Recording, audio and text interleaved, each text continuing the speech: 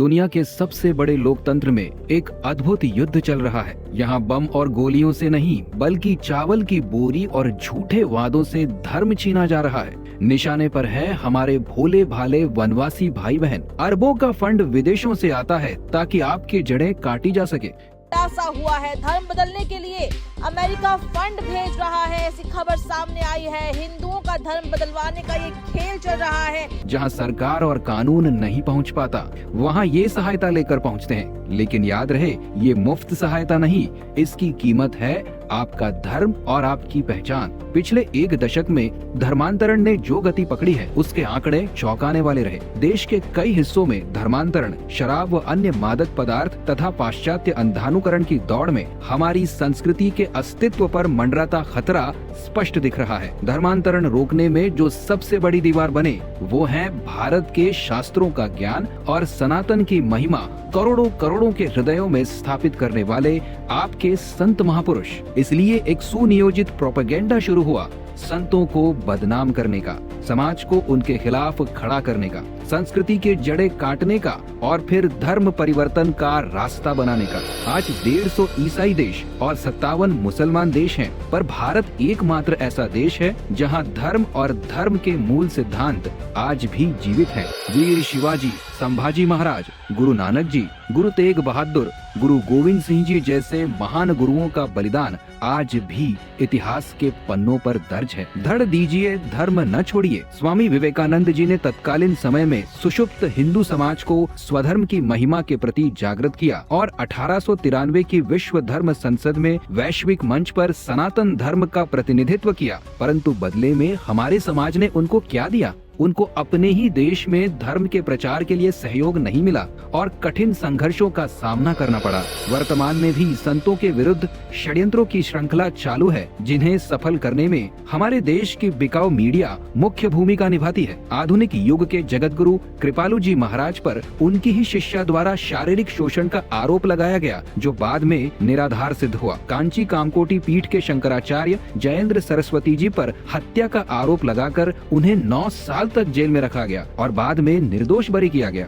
स्वामी लक्ष्मणानंद जी, जिन्होंने धर्म परिवर्तन के विरुद्ध मोर्चा संभाला, तो छाती छलनी होने तक उन पर गोलियां चलाई गई। पालघर साधु हत्याकांड, पुलिस के सामने ही भीड़ ने लाठियों से मारकर उन निर्दोष साधुओं के प्राण ले लिए। कब तक हमारे संत धर्म पर बलि चढ़ते जाएंगे और हम मूक दर्शक बनकर देखते रहेंगे? और सबसे बड़ी बात, मीडिया भी हमारे हिंदू समाज को अपने धर्म से दूर रखने में हमेशा तत्पर रहती है। पिछले 60 वर्षों से सनातन की ध्वजा हाथ में लिए धर्मांतरण के विरुद्ध एक बड़ी दीवार बनकर खड़े हुए आसाराम बापू को कौन नहीं जानता, जिन्होंने वनवासी क्षेत्रों में जा जाकर सिर्फ राशन ही नहीं दिया, उनके हाथ में राम नाम की माला देकर लाखों लाखों ईसाई बने हिंदुओं की अपने धर्म में घर वापसी करा दी थी। उन्होंने वैलेंटाइन डे की जगह मातृ पितृ पूजन की क्रांति ला दी थी। जब करोड़ों युवा उनकी एक आवाज पर व्यसन छोड़ने लगे, तो धर्म विरोधी ताकतों के मंसूबे विफल होने लगे। वो राहत शिविर, वो निशुल्क चिकित्सा, वो कैदी उत्थान, वो कटती गायों की रक्षा, मकान वितरण, भजन करो भोजन करो जैसी योजनाओं के द्वारा उन्होंने लाखों लाखों टूटते घरों को, अपने धर्म से विलग हुए वनवासियों को धर्मांतरित होने से बचाए रखा। वहाँ मीडिया का कैमरा कभी क्यों नहीं पहुँचा? ये एक बड़ा प्रश्न है। क्यों पालघर के साधुओं के लिए मीडिया में हड़कंप नहीं मचा? क्यों हमारे संतों के साथ हो रहे अत्याचार को कभी समाज के सामने नहीं रखा मीडिया ने? हाल ही में राधा राधा की धुन में मग्न रहने वाले स्वामी प्रेमानंद जी महाराज को भी मीडिया ने नहीं छोड़ा। उनके लिए गलत खबरें चलाना शुरू कर दी, क्योंकि मीडिया कोई भी काम फ्री में नहीं करती है। हर चैनल की, न्यूज चैनल्स की, एंटरटेनमेंट चैनल की सेकंड्स के रेट होते हैं। ऐसा नहीं है कि कोई घंटे का रेट है। मान लो अगर 1 सेकंड का 2000 रुपए है और 30 सेकंड का एक एवरेज विज्ञापन, एक ऐड होता है न्यूज चैनल पे, तो 30 सेकंड को गुना कर लो उस रेट के साथ में कितना बनेगा। और एक ही विज्ञापन कितनी बार आता है, सोचो एक एक दिन में कितने करोड़ का व्यापार है। आप लोग की ना ये यहाँ की नसें फूल जाएंगी, रातों को नींद आनी बंद हो जाएगी। मैंने उस इंडस्ट्री में काम किया 12 साल। कैलकुलेटर पे ना स्क्रीन छोटी पड़ जाएगी, वो फिगर पूरी आ नहीं सकती। इतना बड़ा खेल होता है ये विज्ञापन का। लेकिन आप सोचो, एक संत की छवि को जब धूमिल करना था, तो 6-6 घंटे के न्यूज बुलेटिन चलाए बिना किसी ब्रेक के। क्यों? तब इनके विज्ञापन के पैसे नहीं मरे।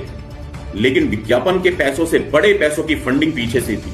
अति हो चुकी है अत्याचारों की, हमारे महापुरुषों के बलिदानों की। अब तो जागो हिंदुओं, कब तक सहते रहोगे? जाग जाओ। तो अपने अपने इलाकों में सावधान रहो। आपके हिंदू भाइयों को, भोलों को लोग भी धर्मी बनाते, फिर उनके बच्चे तुम्हारे दुश्मन हो जाएंगे। जय राम जी की। फिर आपस में लड़ मर के कैसे, पहले ही हमने बहुत कुछ सहा है, पहले ही बहुत जुल्म सहा है, अभी भी अगर ऐसे ही होता रहा तो हमारे देश का क्या हाल होगा। इन लोगों की चाल है कि देश में टुकड़े टुकड़े करा देना। हमारा देश अखंड रहेगा, क्यों नहीं रहेगा। हम लोग मिलकर एक दूसरे को ज्ञान के रास्ते ले जाएंगे, एक दूसरे को मदद करेंगे, एक दूसरे को बचाएंगे, अखंड रखेंगे अपने देश को। क्यों टुकड़ा टुकड़ा होने देंगे हम। हरे ओम, हरे ओम।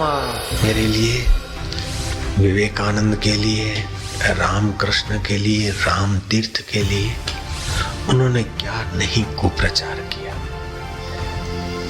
और अभी भी कर रहे हैं।